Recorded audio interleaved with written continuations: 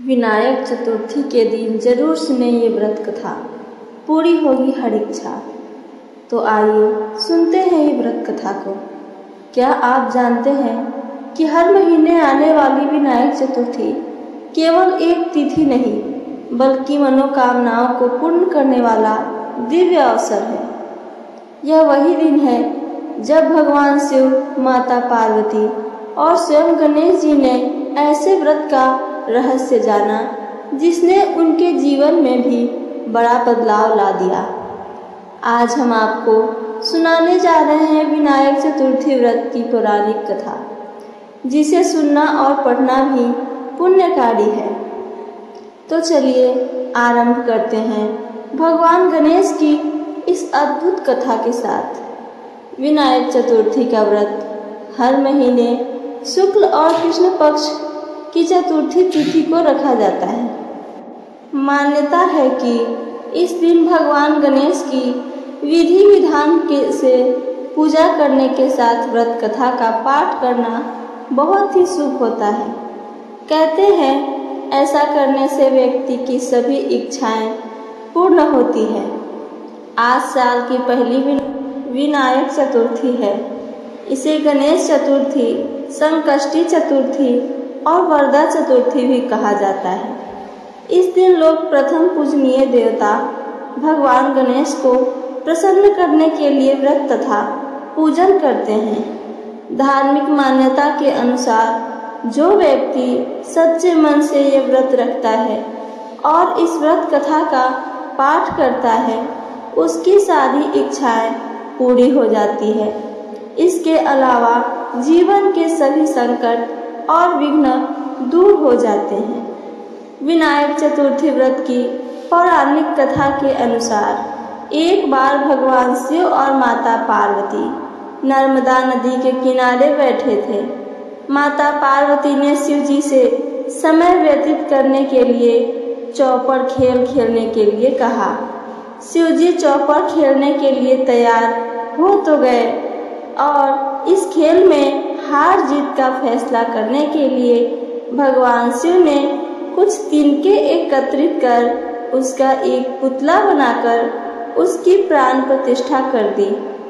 भगवान शिव ने उस पुतले से कहा कि बेटा, हम चौपड़ खेलना चाहते हैं, इसलिए तुम बताना कि हम दोनों में से कौन हारा और कौन जीता। उसके बाद भगवान शिव और माता पार्वती के बीच खेल का प्रारंभ हो गया। यह खेल 3 बार खेला गया और तीनों ही बार माता पार्वती जीत गईं।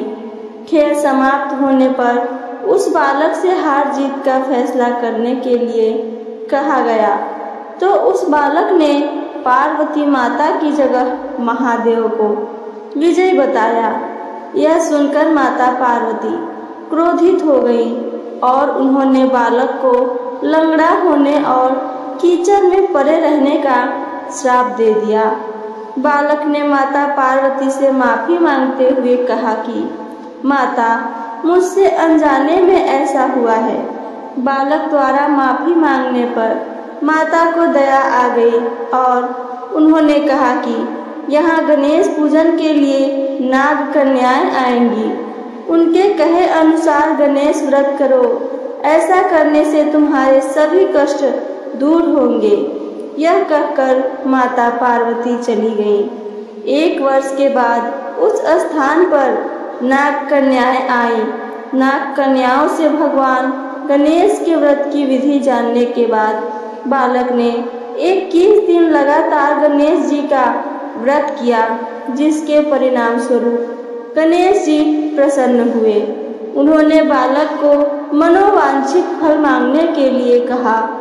बालक ने कहा, हे विनायक, मुझे इतनी शक्ति दीजिए कि मैं अपने पैरों से चलकर कैलाश पर्वत पर पहुंच सकूं। भगवान गणेश ने बालक को वरदान दे दिया। इसके बाद वह बालक कैलाश पर्वत पर पहुंचा और उसने अपनी कथा भगवान शिव को सुनाई।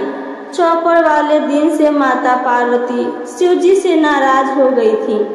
देवी को मनाने के लिए भगवान शिव ने भी बालक के बताए अनुसार 21 दिनों तक भगवान गणेश का व्रत किया।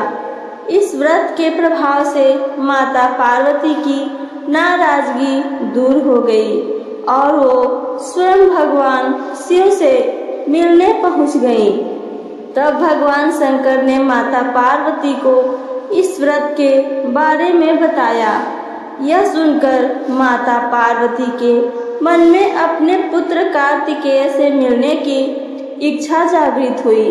तब माता पार्वती ने भी 21 दिन तक श्री गणेश का व्रत किया।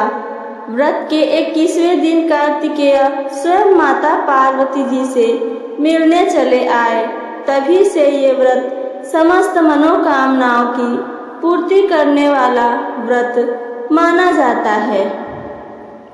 तो देखा आपने इस व्रत की चमत्कार।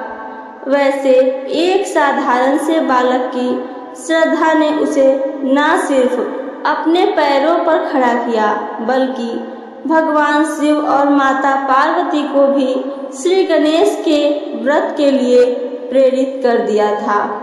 इसलिए कहा गया है कि जो सच्चे मन से गणपति का व्रत करता है, उसके जीवन से सारे विघ्न, सारे कष्ट विनायक हर लेते हैं। इस विनायक चतुर्थी पर आप भी करें यह पावन व्रत और पढ़े या सुने ये व्रत कथा।